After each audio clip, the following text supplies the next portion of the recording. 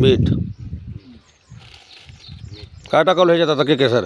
हे मीठ टाकतोय आम्ही. बरं. काय नारळ झाडं लावायची का? नारळ झाड आणि त्यानंतर थोडं थाय मीठ टाकणार आहे. बरं कारण त्याच्यामुळे जे काय कीटाणू जे आहेत ना बरं त्या तंतुमय मुळाला वगैरे काय प्रॉब्लेम देणार नाही. बरं. त्यामुळे वगैरे ते आहेत का नाजूक नाजूक 1 चमचा.